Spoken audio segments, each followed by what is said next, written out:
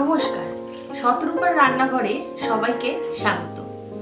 Chicken খেতে আমরা ছোট বড় সবাই কিন্তু ভীষণ ভালোবাসি, আর পোস্ত আমাদের বাঙালিদের কাছে একটা দারুণ প্রিয় জিনিস। আমার তো ভীষণ প্রিয়। তো সেই চিকেন এবং পোস্ত এই দুটোকে যদি একসঙ্গে আমরা মিলিয়ে দিই কেমন হয় বলুন তো।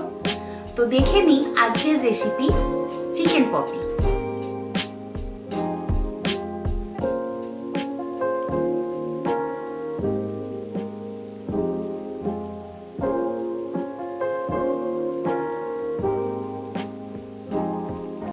1200 গ্রাম চিকেন বড় বড় পিস করে কাটা আছে।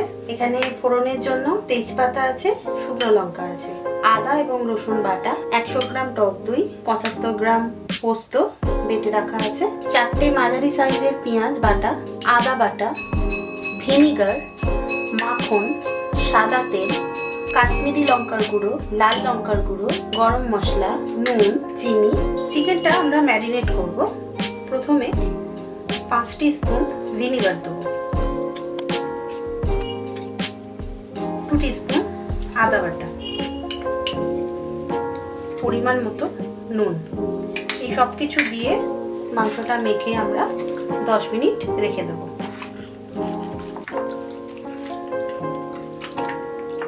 মাংসটা আমরা হালকা করে ভাজবো, তার জন্য কড়াতে পরিমাণ মতো সাদা তেল দেব। সাদা তেলটা দিয়ে তারপরে আমরা একটা মাখন দেব, 2 টিস্পুন মতো। মাখনটা গললে তারপরে চিকেনগুলো এক এক করে দেব। এবার এক এক করে আমরা চিকেনগুলো খুব লাল করে ভাজবো না, হালকা লাল হবে। এক পিঠটা একটু লাল হলে তারপর আমরা উল্টে দেবো। আমাদের এক পিঠ লাল করে ভাজা হয়ে গেছে, এবার উল্টে দেবো। লাল করে নয়, হালকা লাল হবে, আমরা উল্টে দেবো। আমাদের মাংসগুলো ভাজা হয়ে গেছে, এবার আমরা এক এক করে তুলে নেবো।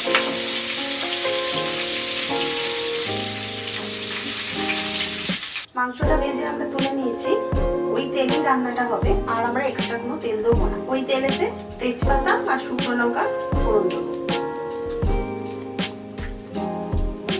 তেজপাতা শুকনো লঙ্কাটা একটু ভাজা হয়ে গেলে আমরা পেঁয়াজ বাটা দেবো।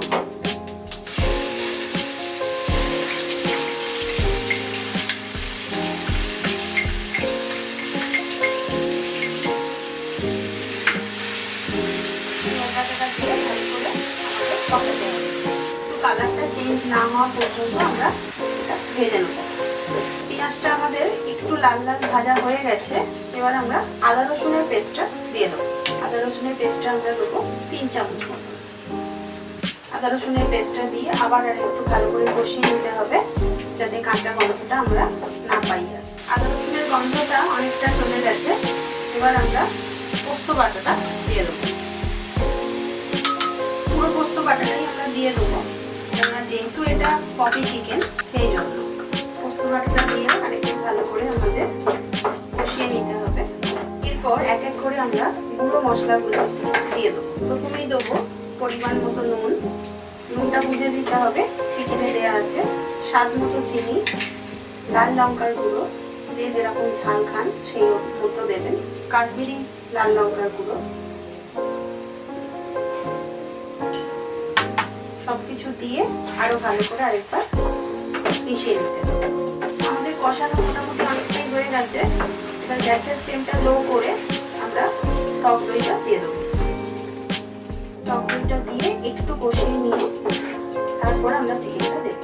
কষানো আমাদের হয়ে গেছে, তেল ছেড়ে দিয়েছে সাইড দিয়ে। এবার আমরা ভাজা চিকেনগুলো দিয়ে দেবো। ভালো করে এটাকে মিশিয়ে দিতে হবে। সামান্য জল আমরা দেবো এতে গ্রেভির জন্য। জলটা দিয়ে ঢাকা দিয়ে দেবো, চিকেনটাকে সেদ্ধ হতে দেবো। মাংস আমাদের সেদ্ধই হয়ে গেছে মোটামুটি। গ্রেভিটা যে যেরকম খাবেন সেই মতো রাখবেন। নামানোর আগে আমি একটু মাখন দেবো আর গরম মশলা দেবো।